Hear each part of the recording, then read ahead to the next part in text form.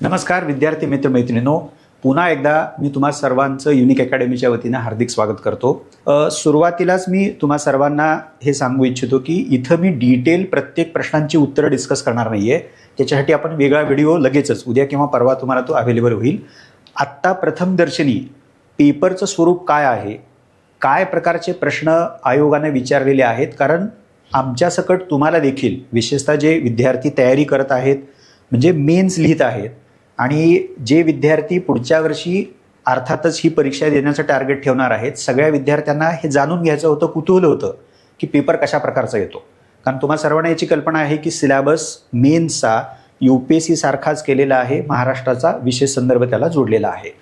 मग त्या सिलेबसवरती काय प्रकारचे प्रश्न विचारले जातील, म्हणजे UPSCच्या बाबतीमध्ये अनेक लोकांना असं वाटतं की UPSC खूपच डिफिकल्ट आहे। खरं तर तसं ते फारसं नाही आहे, त्याच्यामध्ये थोडंसं तथ्य आहे, पण ती काही अशी आवाक्याबाहेरची परीक्षा नाही आहे। पण असो, त्यामुळं अनेकांना असं वाटत होतं या समजामुळं की राज्यसेवा म्हणजे MPSC देखील हा आयोग देखील त्याच प्रकारचे प्रश्न विचारेल का। पण मला असं वाटते की चित्र जर तुम्ही बघितलं विशेषतः सामान्य अध्ययन पेपर क्रमांक 2चं तर ते संमिश्र आहे।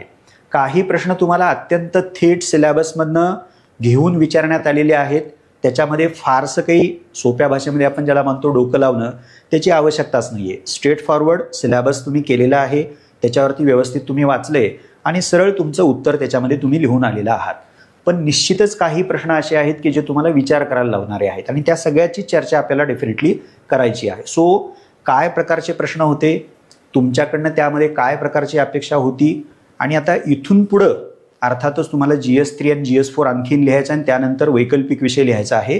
हे जे विद्यार्थी प्रत्यक्ष परीक्षा देत आहेत त्यांच्यासाठी आणि अर्थात जे विद्यार्थी पुढच्या वर्षीला टार्गेट करत आहेत त्या विद्यार्थ्यांसाठी ही चर्चा आपण पुढे नेणार आहोत। पुन्हा एकदा मी तुम्हा सर्वांचं हार्दिक स्वागत करतो आणि आपण थेट पेपरच्या चर्चेला सुरुवात करूयात। आता हा जो पहिला प्रश्न आहे, सुरुवातीला काही मी प्रत्येक प्रश्नाची चर्चा करताना अभ्यास म्हणजे तुमच्याकडे अपेक्षा काय होती, म्हणजे प्रश्नाचा अर्थ काय, उत्तरामध्ये अपेक्षा काय होती आणि तयारीची साधारणतः दिशा काय असली पाहिजे, हे अर्थातच नव्या विद्यार्थ्यांसाठी, नव्या इन द सेन्स की जे पुढच्या वर्षी आणि त्याच्या पुढच्या वर्षी मेन्सचं टार्गेट ठेवत आहेत त्यांच्यासाठी आहे। ते एकाच वेळेला मी बोलत राहीन। म्हणजे तुम्हा सर्वांना याची कल्पना आहे की सामान्य अध्ययन पेपर क्रमांक 2चा जो काही सिलेबस आहे अर्थात त्यावरती 20 प्रश्न नियोजित होते, 10-10 गुणांचे आणि 10 म्हणजे 11 ते 20 हे 15 गुणांचे। पहिल्या 10 प्रश्नांची उत्तरं सुमारे 150 शब्दामध्ये आणि उरलेल्या 11 ते 20 15 गुणांसाठी जे प्रश्न होते प्रत्येकी त्याचे 250 शब्दामध्ये उत्तर लिहिणं हे अपेक्षित होतं। आता यात विषय कुठले तर 2 विषय ढोबळपणे म्हणता येतं, पण खूप नेमकेपणानं बोलायचं असेल तर हे 20 प्रश्न सामान्य अध्ययन पेपर क्रमांक 2चा जो काही सगळा सिलेबस आहे, अभ्यासक्रम आहे, तर त्याच्यामध्ये एक भारतीय राज्यघटना आणि घटनात्मक प्रक्रिया म्हणजे त्या घटनेची अंमलबजावणी हा एक महत्त्वाचा भाग आहे। दुसरा जो जाणीवपूर्वक आपण वेगळा काढतोय तो म्हणजे गव्हर्नन्स आणि सोशल जस्टिस म्हणजे कारभार प्रक्रिया आणि सामाजिक न्याय। त्याच्यामध्ये शासनाची वेगवेगळ्या घटकांच्या बाबतीमध्ये विशेषतः दुर्बल घटकांच्या बाबतीमध्ये त्यांच्या कल्याणाची जी काही धोरणं आहेत, योजना आहेत, वेगवेगळ्या प्रकारचे पुढाकार आहेत, तर तो दुसरा सेक्शन आहे म्हणजे गव्हर्नन्स हा जो भाग आहे आणि सोशल जस्टिस। आणि तिसरा जो विभाग आहे तो अर्थातच आंतरराष्ट्रीय संबंध किंवा भारत आणि जग। सो या 3 सेक्शनवरती आलेले प्रश्न या 20 प्रश्नामध्ये तुम्हाला पाहायला मिळतील। आपण चर्चेला सुरुवात करूयात। पहिला प्रश्न 2 भाग त्याच्यामध्ये आहेत। पहिला भाग खूपच सोपा, तुम्हाला वाचल्या वाचल्या वाटला असणार, भारतीय संविधानाची महत्त्वाची वैशिष्ट्ये तपासा। पण आपण थोडंसं बारकाईनं प्रश्नाकडे वाचूयात, प्रश्न वाचूयात। भारतीय संविधानाची महत्त्वाची वैशिष्ट्ये सांगा असा तुम्हाला प्रश्न नाही विचारला। कीवर्ड काय आहे, तर तो कीवर्ड आहे इंग्रजीमध्ये एक्झामिन अशा प्रकारचा कीवर्ड आहे आणि मराठीमध्ये तो तपासा असं म्हटलंय, म्हणजे एक्झामिन करा। त्यामुळे तुम्ही जर वैशिष्ट्ये अशी एकेका ओळीमध्ये नुसती नमूद केली असतील तर मला असं वाटते की उत्तराची अपेक्षा म्हणजे प्रश्नाची अपेक्षा तुमच्या उत्तरामधनं अधुरी राहिलेली आहे असा त्याचा अर्थ होतो। तुम्हाला एक्झामिन करायचा आहे। म्हणजे आता उदाहरणार्थ आपण पहिलेच एक वैशिष्ट्य घेतलं की भारताची राज्यघटना ही अत्यंत विस्तृत अशा प्रकारची आणि जगातलं एक मोठं संविधान म्हणून ओळखली जाते। तर हे वैशिष्ट्य तुम्हाला सर्वांनाच माहिती आहे, म्हणजे पण तपासा असं म्हणताना तुम्हाला त्याच्या मागचं लॉजिक, त्याच्या मागचं कारण काय, इतकी मोठी घटना का आपण स्वीकारली, तर तेही थोडक्यातच म्हणजे तुम्ही पहिलं वैशिष्ट्य सांगितलेलं आहे आणि त्या पहिल्या वैशिष्ट्याचं कारण पण तुम्ही त्याच्यामध्ये नमूद केलेलं असू शकतं. ओके. दुसरं समजा ताठर आणि परिदृढ या दोन्हीचं मिश्रण आपल्या भारतीय राज्यघटनेचं आणखीन एक ठळक वैशिष्ट्य म्हणून ओळखलं जातं, पण त्याची तुम्हाला तपासणी करायची आहे. त्यामुळे हे कीवर्ड फार महत्त्वाचे आहेत. त्याच्या पुढचा जो भाग आहे तो मात्र डेफिनेटली चॅलेंजिंग आहे. बघा काय म्हटलेलं आहे, मी थोडंसं ते आपण त्याला झूम इन करूयात म्हणजे तुम्हाला ते वाचता येईल, सरळ वाचता येईल. ओके. आता बघा, भारताच्या ऐतिहासिक अनुभवांनी त्यातील लोकशाही मूल्य, ओके, कुठली मूल्य? लोकशाही मूल्य, आणि दुसरं जे आहे ते मूलभूत हक्क कसे आकारले हे विश्लेषण करा. आता हा जो पहिल्याच प्रश्नाचा दुसरा भाग आहे, 10 मार्काला हा प्रश्न आहे, 2 भागात आहेत. पहिलं वैशिष्ट्य तपासा आहे आणि दुसरा जो भाग आहे भारताच्या ऐतिहासिक अनुभवांनी त्यातील लोकशाही मूल्य म्हणजे डेमोक्रेटिक व्हॅल्यूज आणि मूलभूत हक्क कसे आकारले आहेत हे तुम्ही बघायला पाहिजे. आता अर्थातच पहिला तुम्हाला प्रश्न पडला असेल की इंडियाज हिस्टॉरिकल एक्सपिरियन्स म्हणजे भारताचा ऐतिहासिक अनुभव अनेकवचनी नेमका कुठनं घ्यायचा तो. पण मला असं वाटतं की बाकी आपण फार प्राचीन आणि मध्ययुगीन कालखंडामध्ये न जाता वसाहतवादी कालखंड जरी तुम्ही लक्षात ठेवला तर मला असं वाटतं की तो पुरेसा आहे. त्यामुळे भारताचा स्वातंत्र्य लढा एका बाजूला आहे आणि ज्या विद्यार्थ्यांनी अत्यंत बारकाईनं भारतीय राज्यघटनेची पार्श्वभूमी बघितली असेल तर त्यांना हे लक्षात येईल की 1895ला भारतीय राज्यघटना कशी असावी याचं एक डॉक्युमेंट आलं होतं. त्यानंतर मग आपण 20व्या शतकामध्ये येतो आणि तुम्हाला नेहरू रिपोर्ट सगळ्यांना माहिती आहे. मोतीलाल नेहरू ज्या समितीचे अध्यक्ष होते तर त्या रिपोर्टमध्ये 19 हक्कांचा समावेश त्यामध्ये होता. आणि मग तुम्ही असं स्वातंत्र्य चळवळ विशेषतः 20व्या शतकामध्ये जेव्हा तुम्ही येतात ती जशी विस्तारते तर त्यातनं आम्हाला स्वराज्य तर पाहिजेच पाहिजे आणि हेही आपल्याला कळतं की भारतामध्ये लोकशाही स्वीकारली जाणार. म्हणजे त्या दृष्टिकोनातनं मागण्या तशा येत होत्या, वेगवेगळ्या प्रकारचे विचार संघटना त्यासाठी कार्य करत होते. हा जो वसाहतवादी कालखंडातील म्हणजे कॉलोनियल रूलमधला आपला जो काही अनुभव आहे स्वातंत्र्य लढा म्हणून, स्वातंत्र्य चळवळ म्हणून, तर त्याच्यावरती तुम्हाला प्रकाशझोत टाकायचा आहे. दोन्ही अर्थाने लोकशाही एका बाजूला आहे आणि दुसऱ्या बाजूला म्हणजे लोकशाही मूल्य आणि दुसऱ्या बाजूला मूलभूत हक्क. त्यातलं एक उदाहरण जर तुम्ही बघितलं जे की लोकशाही आणि हक्कांना जोडणार आहे म्हणून तेच उदाहरण मी इथं शेअर करतो. तुम्हाला याची कल्पना असेल की ज्या नेहरू रिपोर्टचा मी उल्लेख केला तर त्या 19 हक्कांपैकी एक हक्क सार्वत्रिक प्रौढ मताधिकाराचा होता. जगातल्या कुठल्याही लोकशाही देशामध्ये स्त्री आणि पुरुषांना पहिल्या दिवसापासून समान मताधिकार दिला गेला नाही. भारत त्याला अपवाद आहे आणि अत्यंत चांगल्या प्रकारचा तो अपवाद आहे. त्याची सुरुवात तुम्हाला कदाचित वाटलं असेल की आपल्या घटना समितीमध्ये त्याची चर्चा झाली असेल. नाही, नेहरू रिपोर्टमध्ये पहिल्यांदा त्याचा उल्लेख क्लिअरली केला होता आणि त्यात भूमिका अशी समितीच्या माध्यमातून घेण्यात आली होती की स्त्रियांना किंवा कुठल्याही समाजातल्या घटकांना हा मताधिकार नाकारणं ही भारतीय लोकशाहीच्या बाबतीमधली खूप मोठी चूक होऊ शकते. आणि म्हणून त्यांनी असं मांडलं की पश्चिमेमध्ये जे आकलन होतं की शिक्षण हा एक आधार होता, त्यानंतर तुम्ही कर भरू शकताय का म्हणजे प्रॉपर्टी तुमच्याकडे असली पाहिजे, तो एक आधार मताधिकार देताना होता.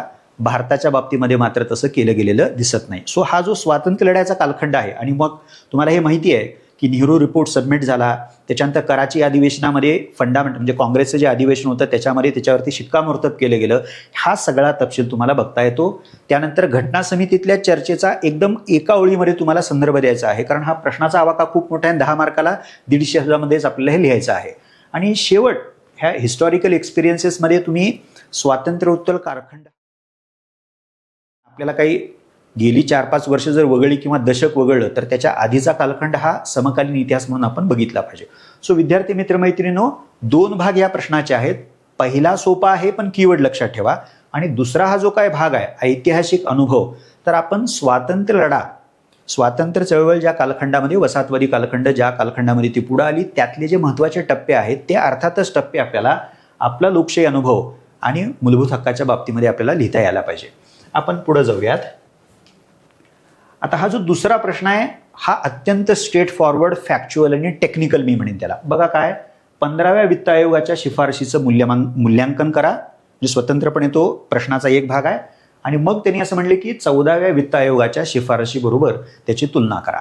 आता इथे मी त्या उत्तरामध्ये जात नाही कारण तो फॅक्च्युअल भाग आहे.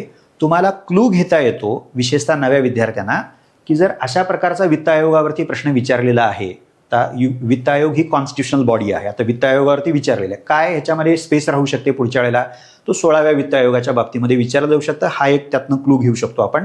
पण इतर ज्या घटनात्मक संस्था आहेत वित्त आयोगाप्रमाणे, म्हणजे इलेक्शन कमिशन आहे वगैरे वगैरे, तर त्याची चर्चा तुम्हाला त्याची तयारी तुम्हाला करावी लागेल.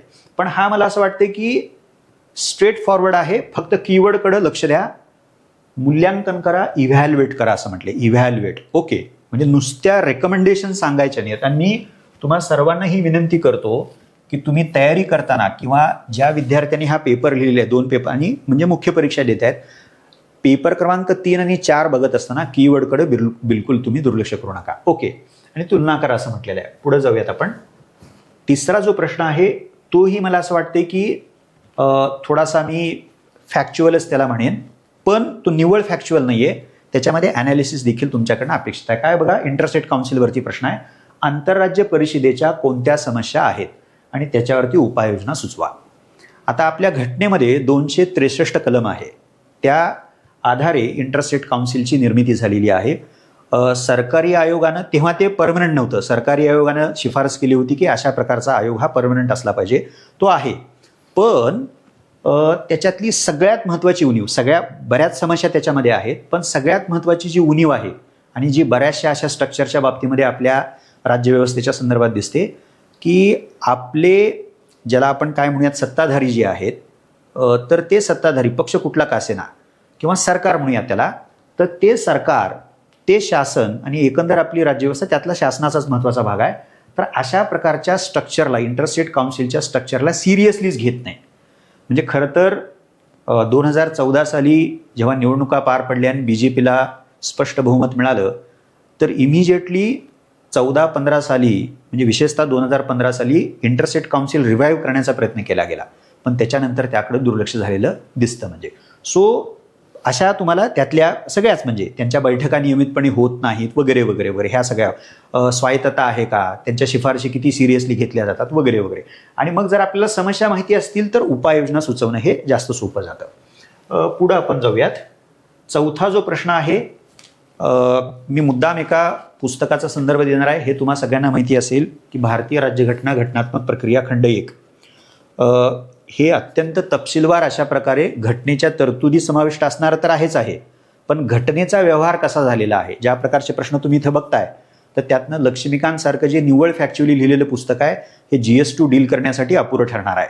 आणि याच्यामध्ये तुम्ही ते चेक करू शकता की संसदेचा जो काही चॅप्टर आहे, आणि हा प्रश्न बघा काय आहे, संसदीय कामकाजाच्या आरोग्यात झालेली घसरण, म्हणजे ज्याला संसदेचं पतन असं म्हटलेलं आहे. ओके. म्हणजे कामकाज ज्या पद्धतीनं संसदेचं व्हायला पाहिजे त्या पद्धतीनं होत नाही. म्हणजे त्याच्यात संख्यात्मक दृष्टिकोनातनंही, म्हणजे समजा वर्किंग आवर्सच किंवा डेज कमी झालेली आहेत, दुसऱ्या बाजूला क्वालिटी ऑफ डिबेट घसरलेली आहे वगैरे वगैरे. ती वेगवेगळ्या प्रकारची घसरण, ज्या लोकशाहीचा एक प्रमुख आधारस्तंभ म्हणून तिची भूमिका कमकुवत होत आहे. म्हणजे मी या ज्या पुस्तकाचा मी रेफरन्स दिलेला आहे, यात घटनात्मक व्यवहारावरती अत्यंत तपशीलवार लेखन समाविष्ट केलेलं आहे. कारण तुम्हाला फक्त घटनेतल्या तरतुदी, आता हा तर घटनेतल्या तरतुदीशी काहीच संबंध नाही त्याचा, संसदेच्या कामकाजाविषयीचा हा प्रश्न आहे. त्यामुळं संसद आणि तिचं कामकाज काय प्रकारे चालते, आणि संसदेचा विचार आपल्याला बघा इथं काय दिले, लोकशाहीचा एक प्रमुख आधारस्तंभ म्हणून. म्हणजे संसदेचं अत्यंत महत्त्व, म्हणजे संसदेची भूमिका बरीच आहे. म्हणजे कायदे बनवणं ही तिची महत्त्वाची भूमिका आहे, त्याच्यानंतर शासनाच्या धोरणांची चिकित्सा करणं ही तिची भूमिका आहे, ह्याच्याखेरीज घटनादुरुस्ती करणं वगैरे वगैरे, हे आपल्या सगळ्यांना माहिती आहे. पण लोक व्यासपीठ म्हणून काम करणं हे संसदेचं फार महत्त्वाचं काम आहे. ॲज अ पब्लिक फोरम तिथं चर्चा होतात, म्हणजे विधेयकावर चर्चा होते, पॉलिसीवरती चर्चा होते, गव्हर्नमेंटच्या डिसिजनवरती चर्चा होते, म्हणूनच त्याला लोकशाहीचा एक प्रमुख आधारस्तंभ असं म्हटलेलं आहे. पण या लोकव्यासपीठ म्हणून काम करण्याच्या भूमिकेमध्ये संसदेची घसरण, म्हणजे कामकाजाची घसरण झालेली आहे. आणि त्या पुस्तकामध्ये ते तुम्ही बघू शकता. मला अजून एक जाणीवपूर्वक तुम्हाला पुस्तक त्याचा संदर्भ द्यायचा आहे. हे लिहिलेलं आहे राज्यशास्त्रासाठी भाग 2 नमुना उत्तराचा आहे. ह्याच्यामध्ये जशाच तसं तुम्हाला संसदेचं पतन याच मुद्द्यावरती नमुना उत्तर बघायला मिळू शकतं. GS1 मध्ये सकाळचा जो पेपर होता त्याच्यात इतिहासाच्या भागामध्ये कामगार चळवळीवरती प्रश्न विचारला होता, त्याच्यावरती नमुना उत्तरासकट तुम्हाला तो प्रश्न इथं बघायला मिळेल. म्हणजे ओके. असो, आपण आता पुढे जाऊयात. Decline in the health of parliamentary functioning आपण मराठीतलं वाचूयात. संसदीय कामकाजाच्या आरोग्यात झालेली घसरण ज्यामुळे लोकशाहीचा एक प्रमुख आधारस्तंभ म्हणून तिची भूमिका कमकुवत होत आहे. आता विधान दिले, चर्चा आणि विश्लेषण करा. म्हणजे खरंच तसं झालेलं आहे का? 1, 2 झाला असेल तर त्याचा आधार आपल्याकडे काय आहे? 2 आणि विश्लेषण करा असं जेव्हा म्हटलं जातं तेव्हा तुम्हाला त्याची कारणमीमांसा देखील करावी लागते. त्यामुळे मी हे कीवर्ड जे आहेत म्हणजे चर्चा करा आणि विश्लेषण करा. आणि तुम्ही जर व्यवस्थित पद्धतीनं त्या पद्धतीनं जर वाचला असेल, अभ्यास केला असेल तर तुम्हाला लक्षात येईल की सुभाष कश्यप यांच्यासारखे जे अभ्यासक आहेत किंवा PRS लेजिस्लेटिव्ह त्यांचे दरवर्षीचे रिपोर्ट येतात की यावर्षी संसदेचं कामकाज किती दिवस चाललं, वेळेमध्ये कशी घसरण झाली, चर्चांची क्वालिटी कशी घसरलेली आहे वगैरे वगैरे. हे जे त्याचे इंडिकेटर्स मानले जातात तर ते इंडिकेटर समोर ठेवून त्याच्यामध्ये सांख्यिकी पण प्रसिद्ध केली जाते. सो चर्चा आपण करू ती कुठल्या अर्थाने झाली आहे, पण विश्लेषणामध्ये ते का होतं आणि विश्लेषणामध्ये अजून एक बाब तुम्ही समाविष्ट करायला पाहिजे. जरी 10 गुणांचा प्रश्न असला तरी थोडक्यात म्हणजे एक तरी पॉईंट आपल्या त्या बाबतीमध्ये असला पाहिजे की त्याच्यामुळं परिणाम काय होतोय आणि तो नकारात्मकच परिणाम आहे हे आपण लक्षात घेतलं पाहिजे. म्हणजे हा ज्याला आपण प्रोसेसवाला प्रश्न म्हणूयात अशा प्रकारचा हा चौथा प्रश्न होता. 5वा, भारतामध्ये चांगलं प्रशासन, सुशासन म्हणजे गुड गव्हर्नन्स आणि पारदर्शकता निश्चित करण्यासाठी कार्यकारी आणि न्यायपालिका यांची भूमिका स्पष्ट करा. म्हणजे गुड गव्हर्नन्सच्या बाबतीमध्ये आता मी ज्या दुसऱ्या विभागाचा उल्लेख केला सुरुवातीला की एक विभाग आहे भारतीय राज्यघटना घटनात्मक प्रक्रिया आणि दुसरा विभाग आहे गव्हर्नन्स म्हणजे कारभार प्रक्रिया. थेट गुड गव्हर्नन्सवरती प्रश्न विचारलेला आहे. आता त्या बाबतीत प्रश्न काय आहे बघा, आपण तो अंडरलाईन करूयात. चांगलं प्रशासन आणि पारदर्शकता सुनिश्चित करण्यासाठी कार्यकारी आणि न्यायपालिका यांची भूमिका स्पष्ट करा. आता जेव्हा जेव्हा आपण गव्हर्नन्स सारख्या गुड गव्हर्नन्स सारख्या प्रकरणाची चर्चा करतो तर पहिलं आपलं असतं की त्याचा अर्थ काय, ओके ती तयारी करतो आपण. दुसरं, आता तुम्ही अशा गव्हर्नन्समधल्या कुठल्याही घटकाचा जेव्हा तुम्ही अभ्यास करता तर त्याच्यामध्ये इन्व्हेरिबली तुम्हाला अभ्यास कशाचा करायला लागतो, आणखीन एका बाबीचा. तो म्हणजे आणखीन एका म्हणजे ते करायलाच लागेल, शासनाचे त्या बाबतीतले पुढाकार काय, म्हणजे शासनाने काय काय केलेलं आहे. म्हणजे आता समजा आपण ई गव्हर्नन्स म्हणतो, आता ई गव्हर्नन्स पारदर्शकतेशी संबंधित आहे. राईट टू इन्फॉर्मेशन हा एक इनिशिएटिव्ह आहे, त्याचा संबंध हा गुड गव्हर्नन्सशी आहे. म्हणजे पारदर्शकता आणण्यासाठी, उत्तरदायित्वाची हमी देण्यासाठी, कारण पारदर्शकता इथं लिहिलेलं आहे म्हणजे ओके. सो हे जे काही घटक प्रश्नामध्ये नमूद केलेले आहेत तर त्या बाबतीमध्ये शासनाची भूमिका काय आपण आपल्या अभ्यासामध्ये करतोच. इथं मात्र काय केलंय, कार्यकारी आपलं मंडळ आणि न्यायमंडळ म्हणजे न्यायपालिका यांची भूमिका स्पष्ट करा. आता तुम्ही जर एक्सप्लेन द रोल असं म्हटलंय बघा, तो कीवर्ड आहे त्याच्यामधला, म्हणजे स्पष्ट करा, भूमिका स्पष्ट करा. आता जेव्हा जेव्हा भूमिका स्पष्ट करा असे प्रश्न येतात तर एक कायमच लक्षात ठेवा, त्याचे 2 भाग तुम्ही स्पष्टपणे करायला पाहिजेत. एक आहे अपेक्षित भूमिका. बऱ्याचदा आपण अपेक्षित काय ते लिहून उत्तर संपवतो, पण मला असं वाटतं की ते अर्धवट उत्तर ठरेल. आणि दुसरं प्रत्यक्षात ज्याला आपण म्हणूयात त्याचा व्यवहार कसा आहे, ह्याच्याकडे बिलकुल आपण दुर्लक्ष करता कामा नये. म्हणजे आता बऱ्याचदा असं आपल्याला हे दिसतं की कार्यकारी मंडळ आपलं म्हणजे सरकार म्हणूयात त्याला, सरकार वेगवेगळे पुढाकार घेतं पण त्याचा अंमल होत नाही म्हणजे, आणि मग तिथं समस्या जाणवते. कार्यपालिका, मग ते प्रकरण समजा न्यायपालिकेमध्ये गेलं म्हणजे न्यायमंडळामध्ये गेलं तर न्यायमंडळ त्या बाबतीमध्ये निवाडा देऊ शकतं. आणि असे तुम्हाला केसेस, आता अशा प्रश्नांमध्ये तुम्हाला थेट कार्यकारी मंडळानं विशेषतः हे लिहिताना प्रत्यक्षात काय भूमिका घेतली तर पुढाकार आणि त्याचं काय झालं हे लिहावं लागेल. न्यायमंडळानं प्रत्यक्षामध्ये काय केलेलं आहे तेही तुम्हाला त्या बाबतीमध्ये लिहावं लागेल. म्हणजे सो प्रश्न इथं तुम्हाला गुड गव्हर्नन्सच्या बाबतीमध्ये या 2 संस्थांच्या भूमिकेविषयी आणि भूमिका लिहिताना अपेक्षित आणि प्रत्यक्षात दोन्ही पण लिहा. आता हा जो संयुक्त राष्ट्र, आता हा IRचा प्रश्न आहे 10 गुणांसाठी. संयुक्त राष्ट्राच्या सुधारणेची गरज, 2 भाग आहेत बघा प्रश्नांचे. संयुक्त राष्ट्राच्या सुधारणेची गरज म्हणजे मला असं वाटतं की जेव्हा आपण IRचा अभ्यास करतो तर त्यात आंतरराष्ट्रीय संघटनांचा अभ्यास करावा लागतो. UN तर ज्याला आपण टॉप मोस्ट अशी म्हणूयात म्हणजे महत्त्वाची आहे ती. पण 1945 पासून ते आज तागायत त्या UN मध्ये फारशा सुधारणा झालेल्या दिसत नाहीत. म्हणजे परमनंट मेंबरशिप वाढली, त्याच्यानंतर नॉन परमनंट मेंबरशिप त्याच्यामध्ये थोडी फार वाढ झाली, पण त्याच्या पलीकडं UN मध्ये सुधारणा झालेली दिसत नाही. ती चर्चा खूप जुनी आहे. आता या संदर्भात अलीकडंच म्हणजे 2004 साली समिट ऑफ फ्युचर ही न्यूयॉर्कमध्ये सप्टेंबरमध्ये ती समिट पार पडली. तर आता बघा टॉपिक काय, संयुक्त राष्ट्राची सुधारणा, आणि त्याच्या बाबतीमध्ये हे जे काय झालं न्यूयॉर्कमध्ये अमेरिकेमध्ये, तर त्याचं परीक्षण करा असं म्हटलेलं आहे. म्हणजे आता त्याच्या मी तपशिलात फारसं जात नाही, पण त्यातले 1-2 मुद्दे लक्षात घेणं आपण महत्त्वाचं आहे. पहिला मुद्दा काय बघा की अँटोनिओ गुटारेस म्हणजे जे संचालक आहेत, जनरल सेक्रेटरी जे आहेत, तर त्या जनरल सेक्रेटरीना ॲड्रेस या समिटला केलं आणि जे काही 5-6 विषय महत्त्वाचे त्याच्यामध्ये चर्चिले गेले म्हणजे या समिटमध्ये म्हणजे ओके, तर त्याच्यामधला एक महत्त्वाचा टॉपिक होता UN रिफॉर्म्स. आणि त्या बाबतीमध्ये त्यांनी पहिला एक मुद्दा ज्याला आपण सुधारणा सुचवणं म्हणतो आपण त्याला, तर ते असं म्हणाले की संयुक्त राष्ट्र संघाची जी सुरक्षा परिषद आहे, तर ती सुरक्षा परिषद तिच्यामध्ये सध्याची जी जागतिक व्यवस्था आहे त्याचं लोकशाही पद्धतीचं प्रतिबिंब पडलं पाहिजे, त्याचं प्रतिनिधित्व केलं पाहिजे. तुम्हाला माहिती आहे की 5 परमनंट मेंबर्स आहेत आणि जे नॉन परमनंट मेंबर आहेत तर ते चक्राकार पद्धतीनं रोटेशनल पद्धतीने ते येतात. म्हणजे ह्याच्या पलीकडं तुम्हाला आता ही कधीची जुनी व्यवस्था आहे, पण जग इतकं बदललेलं आहे, सगळे खंड त्याच्यामध्ये वेगवेगळ्या प्रकारचे बदल झालेले आहेत, तर त्याचं रेप्रेझेंटेशन UN मध्ये दिसत नाही. त्यामुळं या अर्थानं UN मध्ये सुधारणा करणं हा एक भाग होता. आणि दुसरं की ज्या ग्लोबल गव्हर्निंग इन्स्टिट्यूशन्स आहेत आणि विशेषतः ज्या वित्तीय क्षेत्रामधल्या, आता उदाहरणार्थ IMF आहे म्हणजे आंतरराष्ट्रीय नाणेनिधी आहे, त्यानंतर जागतिक बँक आहे, त्यानंतर वर्ल्ड ट्रेड ऑर्गनायझेशन आहे जी फार महत्त्वाची आहे म्हणजे जागतिक व्यापार संघटना, तर या संघटनांमध्ये अनेक लूप होल्स आहेत, तर मग त्याच्यामध्ये देखील सुधारणा व्हायला पाहिजेत. पण अर्थात इथं लक्षात ठेवा संयुक्त राष्ट्राच्या सुधारणेची गरज, त्याच्यावरती फोकस होता. मग त्या समिटमध्ये जे काय घडलं तर ते ह्याच्याशी आपल्याला जोडायचं आहे आणि क्रिटिकली एक्झामिन असं म्हटलेलं आहे. म्हणजे त्याचं चिकित्सक परीक्षण करा. आणि चिकित्सक परीक्षण करा, तुम्हाला असं बऱ्याच वेळेला लक्षात येईल की चर्चा केली जाते, त्याच्यावरती ठराव होतात, ते स्वीकारलं जातं, पण त्याचा फॉलोअप ज्याला म्हणूयात आपण, त्याच्यातनं होण्याची किती शक्यता आहे. म्हणजे गुटारेस असं म्हणाले की नाही बदलणं गरजेचं आहे, अनेक कारण आहेत त्याला म्हणजे, आणि त्यांनी आव्हान पण केलं ओके, पण पुढं काय होणार.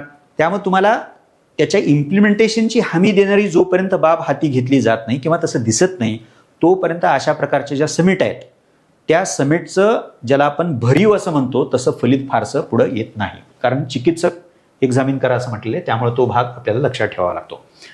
हा 7वा जो आहे पंतप्रधान जनधन योजनेनं 28 ऑगस्ट 2025ला, आता हा करंटमधला अत्यंत महत्त्वाचा आहे. म्हणजे अशा अनेक योजना असतात की ज्याला 5 वर्ष 10 वर्ष 15 वर्ष 25 वर्ष काही ना काहीतरी झालेलं आहे. आपल्या परिवर्तनकारी अंमलबजावणीची 11 वर्ष पूर्ण केलेली आहेत. वंचित लोकसंख्येचा आर्थिक समावेश वाढवण्यात योजनेच्या यशाचे व परिणामकारकतेचे मूल्यमापन करा. सो जनधन योजना 11 वर्ष झालेली आहे, तर तिथं पुढं काय म्हणले त्यांनी, त्याचा फोकसच बघा त्यातला काय आहे. अर्थात हाच तो फोकल पॉईंट आहे, म्हणजे वंचित लोकसंख्येचा आर्थिक समावेश. Okay, economic inclusion. ओके, इथं लिहिलेच आहे बघा त्याने. आता त्या योजनेबद्दल म्हटलं inclusion of the deprived population, हे त्याचं उद्दिष्ट आहे. म्हणजे पण 11 वर्षामध्ये तिचा लेखाजोखा आपल्याला मांडायचा आहे. म्हणजे त्यामुळं evaluate its success and effectiveness. आता हे करताना नुसतं काय यश आलेलं एवढंच लिहू नका, इव्हॅल्युएट असं म्हटलेलं आहे आणि इफेक्टिव्हनेस म्हणजे 2 शब्द आहेत त्यातले, तर त्याच्यातले लूप होल्स मर्यादा त्याच्यातला अपयश देखील तुम्हाला याच्यामध्ये लिहावं लागेल. तुम्हाला क्लू याच्यातनं घेता येऊ शकतो की अशा प्रकारच्या योजनांवरती प्रश्न डेफिनेटली येऊ शकतात. आता हा काय फार अवघड प्रश्न नाही आहे माझ्या मते, तर योजना आपल्याला माहिती असते, उद्दिष्ट माहिती असतात, पण एका महत्त्वाच्या गोष्टीकडे मला असं वाटते की तुम्ही लक्ष द्यायला पाहिजे. कुठल्याही पुढाकाराची अंमलबजावणी कशी झालेली आहे आणि ती बघताना यश काय आणि दुसऱ्या बाजूला अपयश काय.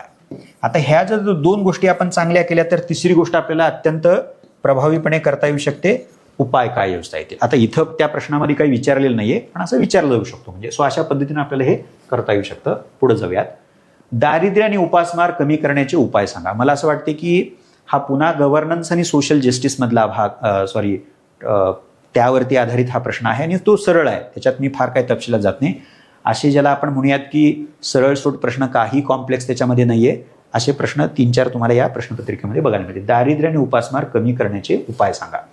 9वा प्रश्न, भारतीय प्रशासकीय सेवेमध्ये पार्श्व मार्गाने प्रवेश करण्याच्या संभाव्य परिणामावर भारतीय नोकरशाही रचना आणि प्रशासनाच्या संदर्भात चर्चा करा.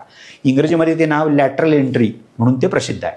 तर आता लॅटरल एंट्रीच्या बाबतीमध्ये काय प्रश्न विचारलाय आपल्याला, आता हा त्या पद्धतीचं वर्णन करणार आहे.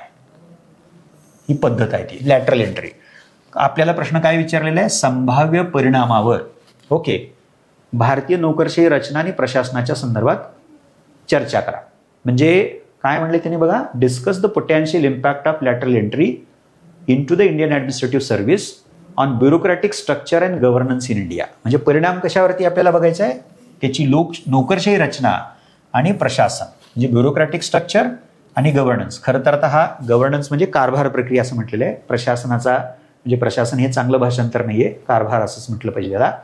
म्हणजे एकंदर कारभारावरती आणि आपली जी नोकरशाही अर्थातच पब्लिक ब्युरोक्रसी तिच्यावरती काय परिणाम आहे. आणि लॅटरल एंट्री त्याची कारणं आहेत, म्हणजे त्याच्या मागे काही तर्क आहे की आपल्याला एक्सपर्टीज, डोमेन एक्सपर्टीज ज्याला म्हटलं जातं की वेगवेगळ्या क्षेत्रामध्ये 15-20 वर्ष काम केलेली जी लोक आहेत, खाजगी क्षेत्र असेल, NGO असतील, तर त्या क्षेत्रातले एक्सपर्टीज ब्युरोक्रसीमध्ये देखील आपल्याला आवश्यक असतं. ते बरोबर पण आहे, पण त्याचे धोके पण आहेत. म्हणजे मग ते धोके तुम्हाला माहिती असणं आवश्यक आहे. आणि लॅटरल एंट्रीची तयारी करताना ह्या सगळ्या गोष्टी आपण डेफिनेटली करतोच. म्हणजे आता हा शेवटचा ह्या पहिल्या सेटमधला म्हणजे भारत आणि जपान यांच्यातील नेक्स्ट जनरेशन मोबिलिटी पार्टनरशिपची प्रमुख वैशिष्ट्ये कोणती आहेत आणि यामुळं भारतातील वाहतुकीच्या आव्हानावरती मात करण्यास कशी मदत होणार. आता तुम्हाला असं वाटेल की हे अचानक आता भारत जपान मैत्री आहेच आहे, म्हणजे त्यामुळं तो एक टॉपिक एक्सपेक्टेड होताच, म्हणजे नो डाऊट अबाउट दॅट. पण ज्या बाबतीत स्पेसिफिकली विचारलंय काय बघा, ते नेक्स्ट जनरेशन मोबिलिटी पार्टनरशिप. म्हणजे आता बघा त्याला आणखीन एक कंगोर आहे. म्हणजे भारत जपान हा एक्सपेक्ट टॉपिक होता, पण ज्या पार्टनरशिपबद्दल विचारले त्यांनी, तर हा मला असं वाटतं की या पेपरमधला one of the most current प्रश्न ज्याला म्हणूयात आपण, म्हणजे करंट टॉपिक हायलाईट करणार आहे.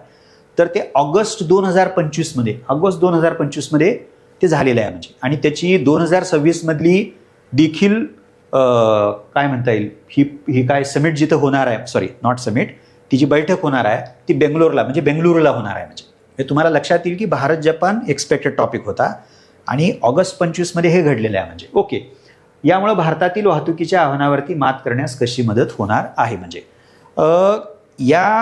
हा जो दिलाय नेक्स्ट जनरेशन मोबिलिटी पार्टनरशिप, तर त्याच्यात बऱ्याच बाबींची चर्चा झाली होती. म्हणजे पण एक जी महत्त्वाची बाब आहे कनेक्टिव्हिटी, मोबिलिटी, तर त्याच्यामध्ये डिकार्बनायझेशन आणि क्लीन मोबिलिटी ज्याला म्हटलेलं आहे. आता डिकार्बनायझेशन म्हणजे तुम्हाला सगळ्यांनाच माहिती आहे की ज्या प्रकारची वाहनं आपल्या इथं आहेत आणि जे फ्युअल आपण वापरतो, तर त्यातनं जे काय कार्बनचं आणि वेगवेगळ्या त्याच्या ह्याचं उत्सर्जन होतं, त्यातनं पर्यावरण प्रदूषण होतं, तर ते डिकार्बनायझेशन कसं करता येईल. आणि दुसऱ्या बाजूला क्लीन मोबिलिटी, म्हणजे मोबिलिटी तर पाहिजे, आपल्याला इकडनं तिकडे जायचं आहे, पण मग त्यात आपल्याला काय करता येऊ शकतं. म्हणजे सो न्यू जनरेशन टेक्नॉलॉजी, AIचा काय वापर करता येऊ शकतो वगैरे वगैरे, ह्या सगळ्या बाबी बघता येऊ शकतात. म्हणजे ओके, सो सोफिस्टिकेटेड तंत्रज्ञानाच्या आधारे हे आपल्याला कसं करता येऊ शकतं ह्या बाबीचा उल्लेख.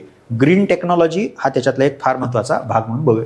म्हणजे मी त्याच्या तपशिलात फार जात नाही, म्हणजे पण मुद्दा असा आहे की आपण जेव्हा IRचाही विचार करू तर काही महत्त्वाचे रिलेशनशिप आपण टार्गेट करतो, पण त्या रिलेशनशिप आता भारत जपान आपण केलेलेच असतं, पण भारत जपानमध्ये 25 मध्ये काय झाले, म्हणजे परीक्षा ज्या वर्षी आहे त्या सालामध्ये त्याच्या आदल्या सालामध्ये काय झाले ह्याच्याकडे आपलं लक्ष डेफिनेटली असलं पाहिजे. आता इथून पुढचे 11 ते 20 हे जे प्रश्न आहेत, तर हे 15 गुणांचे आहेत, ज्याची उत्तर तुम्हाला 150 शब्दामध्ये लिहायची होती. आता हा प्रश्न बघा, संविधान दुरुस्ती करण्याचा संसदेचा अधिकार व्यापक आहे. ओके, म्हणजे व्हास्ट आहे तो, पण तो अमर्याद नाही. म्हणजे संसदेच्या दुरुस्ती करण्याच्या अधिकाराबद्दल हा प्रश्न आहे. म्हणजे व्यापक आहे बरोबर, पण तो अमर्याद नाही. या विधानाची मूलभूत रचना सिद्धांत आणि अलीकडील घटनात्मक घडामोडीच्या पार्श्वभूमीवरती चर्चा करा. तुम्हा सगळ्यांना ह्याची कल्पना असेल की 1973 म्हणजे 24 एप्रिल 1973 रोजी सर्वोच्च न्यायालयाच्या केशवानंद भारती खटल्याचा निवाडा आला आणि त्यात सर्वोच्च न्यायालयानं पहिल्यांदा, ज्याला डॉक्ट्रिन ऑफ बेसिक स्ट्रक्चर असं म्हटलंय, त्याला इथं मूलभूत रचना असं म्हटलंय, डॉक्ट्रिन ऑफ बेसिक स्ट्रक्चर, मौलिक संरचनेचा सिद्धांत मांडला. आणि त्याच्यानंतर बऱ्याच खटल्यामध्ये सर्वोच्च न्यायालयानं या बाबीचा आधार घेतला आणि अलीकडील म्हणजे 2015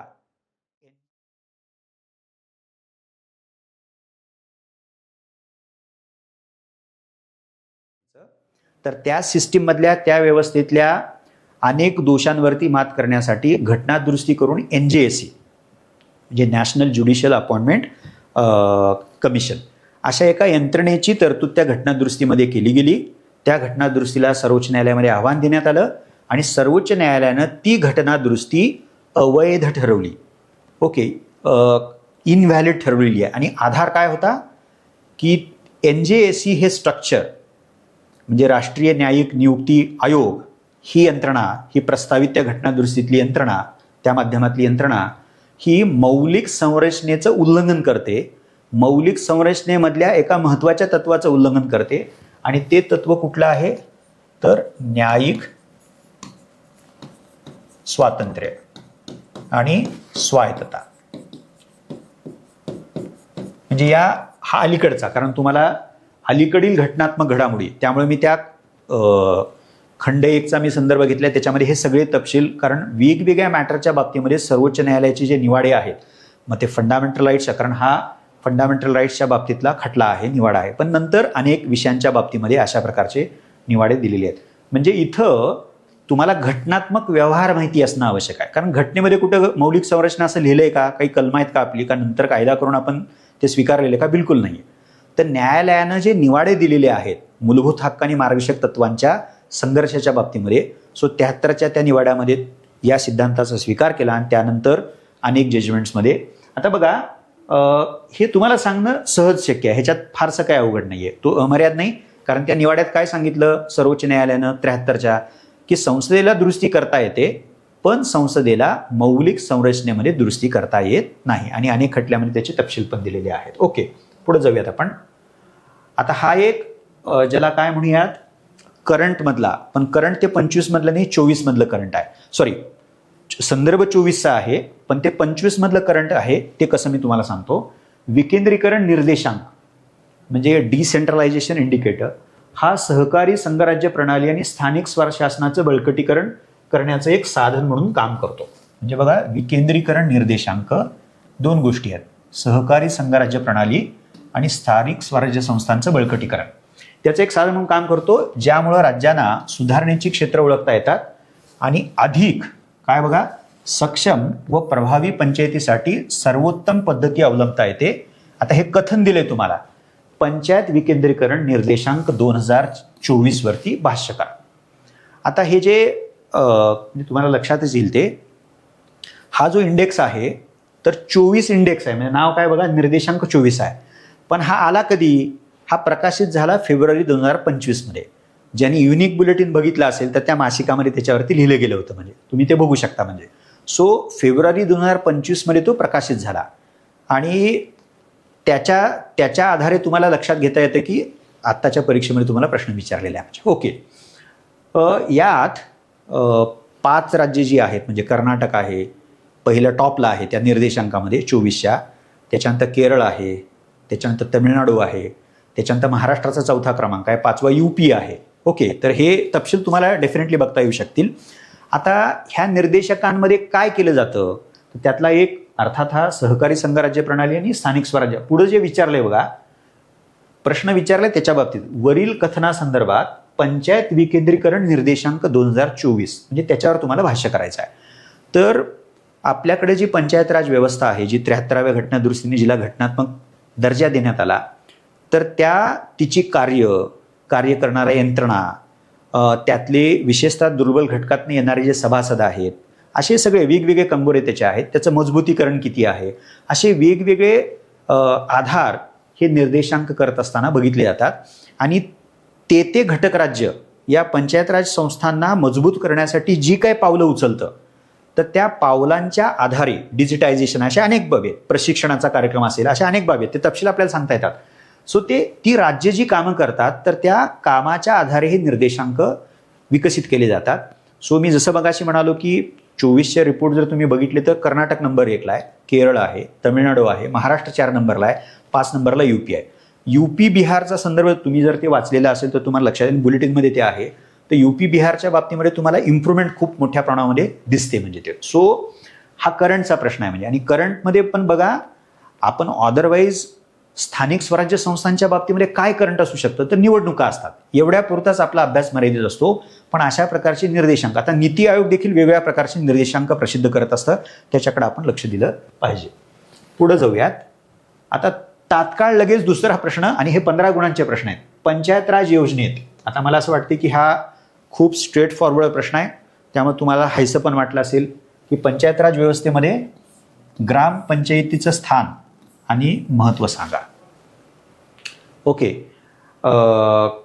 तुम्ही जर 243 म्हणजे 243 मेन कलम आहे, त्याच्यामध्ये वेगवेगळ्या प्रकारची ज्याला काय म्हणूयात म्हणजे उपकलम आहेत म्हणजे, तर ते जर बघितलं तर त्याच्यात ग्रामपंचायतीचा संदर्भ डेफिनेटली दिलेला आहे. म्हणजे सगळ्यात तळाची, आणि त्याचं पुढं काय लिहिलंय बघा, ते पण विसरू नका. Explain the position and importance of gram panchayat in the panchayat Raj system, म्हणजे तिचं स्थान काय आहे आणि तिचं महत्त्व काय. म्हणजे आता जेव्हा जेव्हा आपण स्थानिक शासनाचा विचार करतो, आणि तुम्हाला हे मला वाटते की आपण जेव्हा 5वी-6वी पासून नागरिकशास्त्र शिकायला सुरुवात केली, तर तेव्हापासून ते ऐकलेलं असतं. तुम्ही कदाचित त्याच्यावर निबंध लिहिले असतील, भाषणं दिली असतील जयंती पुण्यतिथीला, तसा जर विषय असेल तर काय ते, तर ग्रामपंचायत जी असते तर तिला म्हणजे सगळ्यात तळाची आहे ना ती, म्हणजे त्या लॅडरमधली, तर त्याला लॅबोरेटरी ऑफ डेमोक्रेसी असं म्हणतात.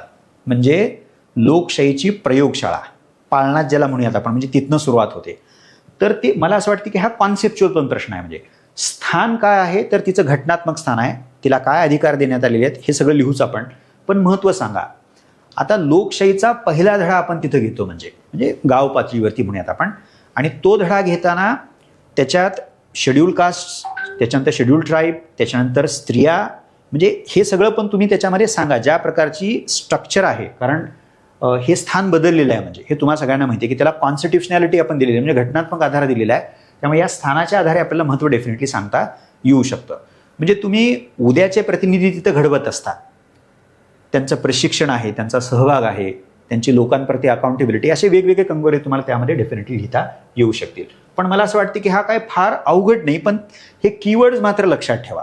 म्हणजे असा तुम्ही इमॅजिन पण नसेल केला, ग्रामपंचायतीवरती काय प्रश्न येऊ शकतो, कार्य सांगा, अधिकार सांगा, पण इथं स्थान आणि महत्त्व, म्हणजे हे स्थान आपल्याला काही फार अवघड वाटायचं कारण नाही, पण लिहिताना आपण जर त्याचा नीट विचार केला नसेल तर अडखळू शकतो आपण, म्हणजे त्याच्याकडे लक्ष द्या. पुढे जाऊयात आपण. आता हा आणखीन एक स्ट्रेट फॉरवर्ड प्रश्न आहे. लोकपालाचे अधिकार, जबाबदाऱ्या, मर्यादा यावर चर्चा करा आणि स्वीडनच्या लोकपालाशी त्याची तुलना करा. हा मात्र या प्रश्नातला एक जो भाग आहे की स्वीडनमध्ये ज्या प्रकारचं लोकपाल आहे आणि भारतामध्ये ज्या प्रकारचं अर्थात तुम्हाला फरकाचा पहिलाच मुद्दा लक्षात येईल की स्वीडनमधले जे लोकपाल आहे ते अत्यंत सबळ सघन अशा प्रकारचा आहे, भारतातल्या लोकपालाला तशा प्रकारचे अधिकार नाही आहेत. मी त्यातला एक महत्त्वाचा फरक सांगितला. आता पहिला जो भाग आहे अधिकार, जबाबदारी आणि मर्यादा, म्हणजे मला असं वाटते की हा पेपर एकूणच वाचताना तुम्हाला असं लक्षात येईल की त्याच्यात घटनेशी संबंधित काही प्रश्न आहेत, गव्हर्नन्सवरचे बेसिक मुद्दे आहेत, ते तर आहेतच. म्हणजे त्याच्यानंतर एकूण घटनेचा व्यवहार कसा, शासनाच्या योजना त्याचा व्यवहार कसा, भूमिका स्पष्ट करताना, असे वेगवेगळे कंगोरे तुम्हाला या प्रश्नपत्रिकेतल्या प्रश्नामध्ये डेफिनेटली बघायला मिळतील. तर तसंच तुम्हाला इथं काय लक्षात येतं की एकेका प्रश्नामध्ये, ते 10 मार्काच्या प्रश्नांमध्ये पण आहे, 2 पैलू 3 पैलू त्याची उत्तरं तुम्हाला लिहायची आहेत. आणि इथे तर तुम्हाला बघा काय लक्षात आहे, 4 आहेत माझ्या मते, आणि हे वाचले लक्षात येते. हे अधिकार, जबाबदाऱ्या, मर्यादा आणि मग पुन्हा तुलना करा असं म्हटलंय. सो हे इटसेल्फ आपल्याला प्रश्नाचं उत्तर जरी माहिती असलं तरी 3 पानामध्ये 250 शब्दामध्ये मला उत्तर लिहिताना त्या प्रत्येक गोष्टीला योग्य न्याय देता यायला पाहिजे. ह्याच्याकडे थोडंसं तुम्ही बारकाईनं बघणं हे अपेक्षित आहे. मी कॉन्स्टिट्यूशनच्या पुस्तकाचा उल्लेख केला, मी परत एकदा ते दाखवतो आणि तुम्ही ते बघायलाच पाहिजे. म्हणजे त्याच्यामध्ये लोकपालावरती दिलेलं आहे स्वतंत्र, म्हणजे सगळ्या बॉडीजवरती दिले, तुम्ही ते बघू शकता. आता हा एक आणखीन IR वरचा प्रश्न आहे. मागील 3 वर्षातील मालदीवमधील राजकीय घडामोडीवरती भाष्य करा. आणि मालदीव हे ज्याला आपण काय म्हणूयात हॅपनिंग आहे म्हणजे, ओके. आणि भारताच्या बाबतीत तर म्हणजे खरं तर सार्कच्या सदस्य देशांपैकी आणि जे शेजारी आहे त्यापैकी भूतान आणि मालदीव तुम्ही जर पार्श्वभूमी बघितली तर अत्यंत मैत्रीपूर्ण संबंधाची पार्श्वभूमी होती. पण अलीकडच्या काळामध्ये मालदीवमध्ये अशा काही घटना घडलेल्या आहेत की थेट भारत विरोधी अशा प्रकारची भूमिका घेणारं सरकार तिथं आलेलं आहे. त्यामुळं त्या सगळ्या गोष्टी विचारात, त्या भारतासाठी हानिकारक ठरू, हा एक्सपेक्टेड होता, आपल्या टेस्ट सिरीजमध्ये पण बघितला होता. त्यासाठी उपाययोजना सुचवा. सो हा पुन्हा करंट आणि कंटेम्पररी आहे. आणि जेव्हा तुम्ही IRच्या करंटची चर्चा करता तर तेव्हा तुम्हाला फक्त ते वर्ष 25 किंवा 24 असं नाही, तर एक 5-1 वर्षाचा पट, आणि तेही सगळ्या म्हणजे जे प्रॉमिनंट आपल्या सिलेबसमधले विषय आहेत. आता हा दक्षिण आशियामधला आहे ना, म्हणजे त्यामुळं आपल्याला समजा नेपाळ असेल, बांगलादेश असेल, पाकिस्तान असेल, चीन अर्थातच आहे, मालदीव आहे. सो हे जे आपले शेजारी देश आहेत तर त्यांच्या बाबतीमध्ये तयारी डेफिनेटली करावीच लागते. पुढे जाऊयात आपण. आता बघा, हा पुन्हा आणखीन एक आहे, म्हणजे हा 15 गुणांचा भारत जपान होता, ते आपण बघितलेलेच. आणि त्याच्यानंतर UN रिफॉर्मच्या बाबतीमध्ये जी न्यूयॉर्कमध्ये झालेली होती ती समिट जी होती त्याचा भाग. भारताच्या राष्ट्रीय हिताच्या संदर्भात सार्क आणि बिमस्टेकची तुलना करा. आपण राज्यशास्त्रासाठी, जसं मी तुम्हाला हे राज्यशास्त्रासाठीची नमुना उत्तराचे पुस्तक आहेत. हे भारतीय शासन आणि राजकारण, तुमचं राज्यशास्त्र नसलं तरी घटनेच्या प्रश्नांच्या उत्तराची तयारी करण्यासाठी तुम्ही वापरायला पाहिजे. असंच भाग 3 राज्यशास्त्रामध्ये आंतरराष्ट्रीय संबंध आणि प्रादेशिक संघटना या बाबतीतला आहे. तर त्याच्यामध्ये अशी कंपॅरिझन करणारा प्रश्न चक्क आपण नमुना उत्तरासकट दिलेला आहे. ते पुस्तक जरूर बघा, ज्यांचा राज्यशास्त्रात त्यांनी तर बघायलाच पाहिजे. आता तुम्हाला हे लक्षात येतं की सार्कची स्थापना 85ला झालेली आहे. पण ज्या प्रकारचं यश, म्हणजे यश सोडाच, अनेक अभ्यासकांनी असं म्हटलेलं आहे की सार्क ही एक्झिस्टन्शियल क्रायसिस म्हणणं जाते आहे. म्हणजे रिजनल कोऑपरेशनचं ध्येय ठेवून सार्कची स्थापना झाली, पण आजपर्यंतचा प्रवास जर तुम्ही सार्कचा बघितला तर तो फेलियर आहे. थोडंसं एक्सेसिव्ह वाटेल तुम्हाला, पण अपयशानेच तो सगळा प्रवास भरलेला आहे. काही यशाचे लँडमार्क मुद्दे डेफिनेटली आहेत.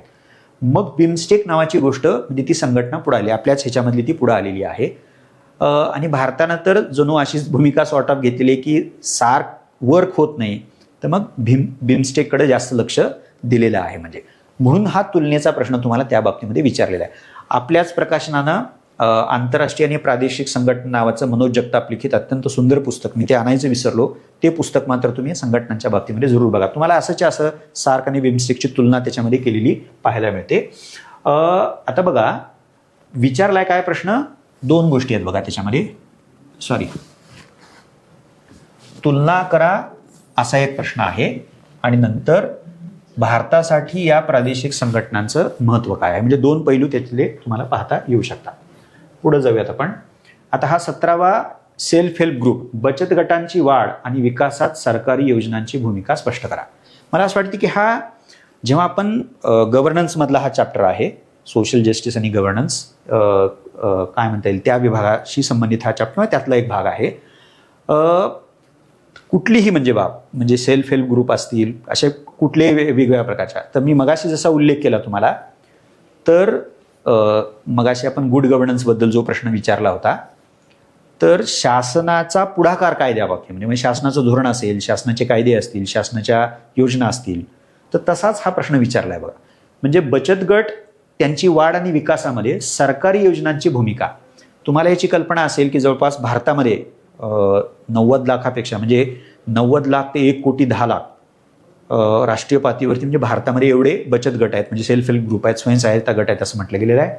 आणि म्हणजे बघा काय, आणि महाराष्ट्रामध्ये सुमारे 7 लाखाच्या आसपास, 7 लाख प्लस असं म्हटलं गेलेलं आहे.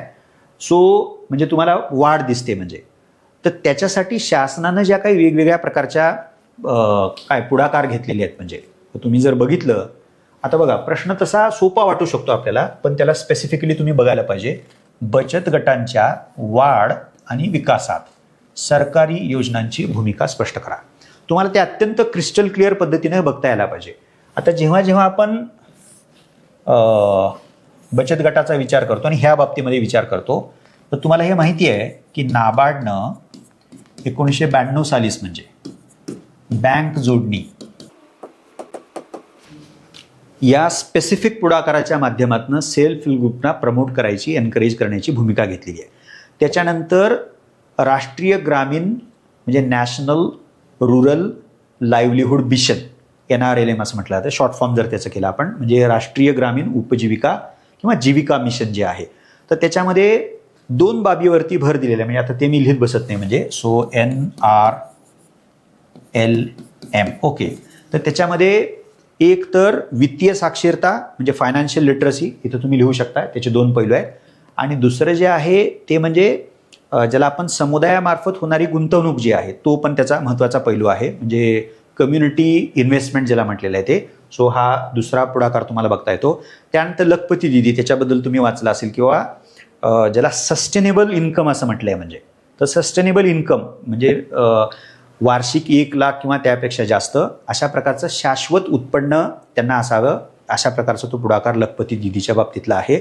त्यानंतर मार्केटिंग सपोर्ट, हे जे सगळे ॲमेझॉन, फ्लिपकार्ट, जिओ अशा प्रकारचे जे प्लॅटफॉर्म्स आहेत त्याला जोडलं गेलेलं आहे, तीही बाब तुम्हाला बघता येते.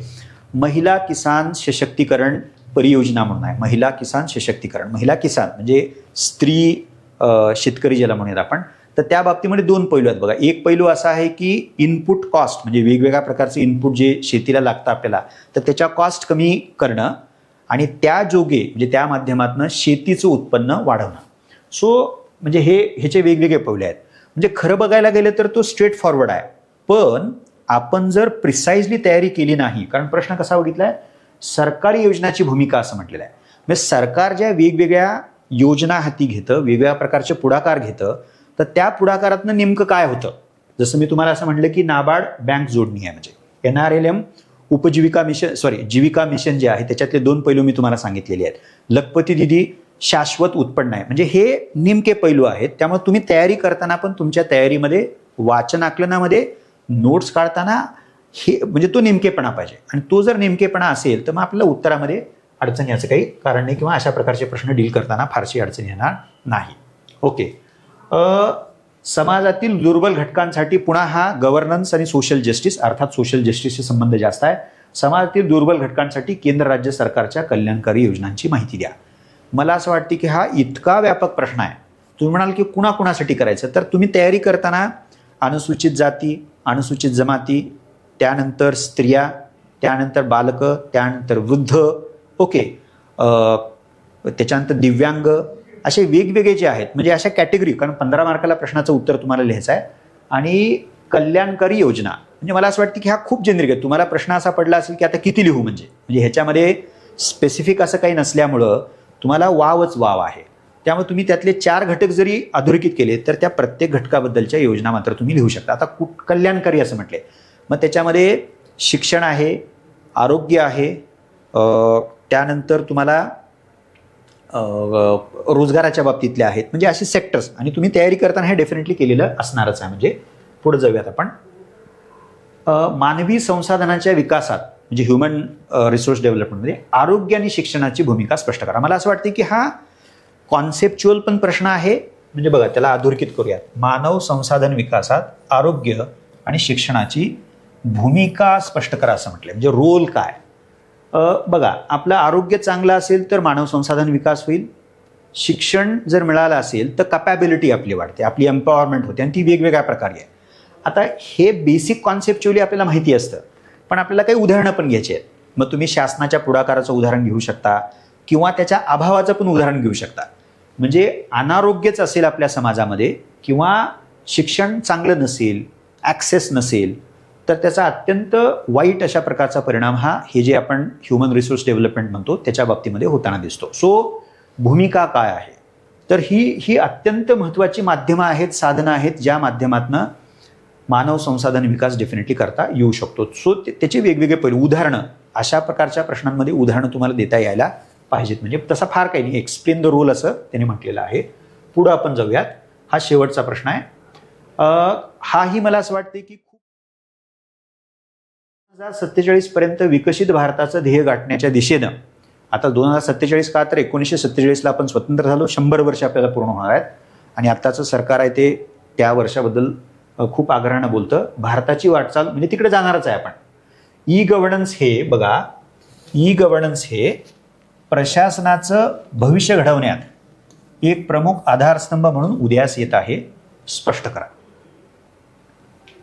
म्हणजे बघा, विकसित भारत हे ध्येय आहे आपलं. त्या विकसित भारताच्या ध्येयापर्यंत जाण्यासाठी म्हणजे हे ध्येय आहे, हा काय आहे, मार्ग आहे. आणि यातनं आपल्या प्रशासनाचं भवितव्य. आता पुन्हा त्यांनी प्रशासन हा शब्दप्रयोग मराठीतला गव्हर्नन्ससाठी वापरलेला आहे बघा, पण गव्हर्नन्स ला प्रशासन हा योग्य मराठी शब्द नाही आहे, तो कारभार प्रक्रिया असं म्हटलं पाहिजे. म्हणजे कारभार किंवा कारभार प्रक्रिया. ओके, पण असो, फ्युचर ऑफ गव्हर्नन्स, त्यामुळे इंग्रजीमधले पण तुम्ही डेफिनेटली वाचायला पाहिजेत. तर एक तर तुम्हाला कीवर्ड काय दिलेलं आहे, स्पष्ट करा, एक्सप्लेन करा असं म्हटलेलं आहे. म्हणजे तर जे घडतंय ते तुम्ही लिहाच, म्हणजे डेफिनेटली लिहा. पुन्हा इथं पुढाकार येतील, म्हणजे ई गव्हर्नन्समधले जे पुढाकार आहेत ते पुढाकार तुम्ही 1 2 3 4 असं लिहा. पण ते पुढाकार लिहिताना क्रिप्टिकली लिहू नका, म्हणजे अर्ध्याच ओळीमध्ये लिहितात, म्हणजे तसं करता कामा नये. पुढाकार काय आहे आणि त्या पुढाकाराचा हेतू काय आहे, सो हे एक तर आपण लिहायला पाहिजे. पण दुसरं त्याचं प्रत्यक्षात काय होतं हे पण तुम्ही त्याच्यामध्ये लिहिलं पाहिजे. सो हा झाला एक भाग. पण दुसरा भाग तुमच्या उत्तराचा शेवट करताना 2 परिच्छेद तरी हा असला पाहिजे की अडचणी काय आहेत त्यातल्या. म्हणजे ई गव्हर्नन्स हे गव्हर्नन्समध्ये हे जे आपलं टार्गेट आहे विकसित भारत 2047 पर्यंत करण्याचं, हे बरोबर आहे, तो उपाय आपला, पुढाकार आपला चांगला आहे, पण त्याच्यामधले काही कच्चे दुवे आहेत. तर त्याबद्दलही तुम्ही तुमच्या उत्तरामध्ये समारोपाच्या आधी 1-2 पॅराग्राफ लिहिले पाहिजेत आणि तिथं तुम्ही उपायाचा पण संदर्भ डेफिनेटली देऊ शकता. सो विद्यार्थी मित्र मैत्रिणींनो, अशा प्रकारे हे जे 1 ते 20 असे 20 प्रश्न आहेत, त्यातले 10-10 गुणांचे आणि 11 ते 20 हे प्रत्येकी 15 गुणांचे. पहिला सेट 150 शब्दामध्ये, दुसरा सेट 250 शब्दांमध्ये, म्हणजे वर्ड लिमिटमध्ये तुम्हाला लिहायचा होता. मी माझ्या बाजूनं बऱ्यापैकी प्रत्येक प्रश्नाची चर्चा, म्हणजे अर्थ काय आहे त्याचा आणि तुमच्याकडनं अपेक्षा काय, याच्यावरती माझा जास्त भर होता. मी काही उत्तरं तुम्हाला सांगत बसलो नाही. आता अर्थात जे विद्यार्थी आत्ता मेन्सच्या प्रक्रियेत आहेत, 3रा-4था पेपर आणि वैकल्पिक विषय लिहिताना जरूर मला असं वाटतं की याचा फायदा होईल अशी मला अपेक्षा आहे. आणि महत्त्वाचं म्हणजे जे विद्यार्थी आता 26 मधली मेन्स असेल, 26 मधली म्हणजे इयर ते आहे, ती सप्टेंबर 26 मध्ये होऊ घातलेली आहे, 27 असेल, तर येणाऱ्या मुख्य परीक्षांची तयारी करण्यासाठी जे विद्यार्थी ह्या परीक्षेची वाट बघत होते त्यांच्या प्रक्रियेमध्ये सहाय्य मिळावं, हा देखील या मागचा हेतू होता. शेवटी मी समारोप करताना तुम्हाला असं म्हणेन की कॉन्स्टिट्यूशनचा निव्वळ फॅक्च्युअल अभ्यास करून तुम्हाला चालणार नाही. मी पुन्हा ते रिपीट करतो, लक्ष्मीकांतसारखं पुस्तक फॅक्च्युअल आहे, तुम्हाला घटनेचा व्यवहार अत्यंत बारकाईनं बघावा लागेल, ते अनेक प्रश्नांतून तुम्हाला बघता येईल. दुसरं, गव्हर्नन्स हा GS2 मधला अत्यंत महत्त्वाचा अभ्यास घटक आहे. त्याची तुम्हाला संकल्पना काय, त्याच्या यंत्रणा काय आहेत, गव्हर्नमेंटनं कुठले पुढाकार घेतलेले आहेत, कायद्याचा असेल, धोरणाच्या रूपातला असेल, योजनांच्या रूपातला असेल, तर ते पुढाकार कुठले आहेत, त्याचं उद्दिष्ट काय आहे आणि त्याचं प्रत्यक्ष काय झालेलं आहे. आणि या बाबतीमध्ये गव्हर्नन्स नावाच्या टॉपिकवरील उत्तरं लिहित असताना उदाहरणं, म्हणजे तिथं प्रश्नात जरी लिहिलेलं नसलं तरी तुम्हाला अनेक उत्तरं लिहित असताना सुधारण स्पष्टीकरण द्यायचं आहे. उदाहरणं तुम्ही दिलात तर तुमचं उत्तर हे ज्याला काय म्हणूयात आपण इव्हिडन्सच्या आधारे तुम्ही मांडलेलं आहे असं ते डेफिनेटली होईल. त्यामुळे समर्पक उदाहरणं जमाच करायची, आकडेवारी त्यामध्ये महत्त्वाचा रोल प्ले करू शकते, तेही तुमच्या उत्तरामध्ये असलं पाहिजे. आणि शेवट, IR वरती जे काय प्रश्न होते तर ते बऱ्यापैकी कंटेम्पररी आहेत, म्हणजे 24 मधला आहे, 25 मधली घटना घडलेली आहे, तर त्याच्याकडे तुम्ही बारकाईने लक्ष द्यायला पाहिजे. धन्यवाद.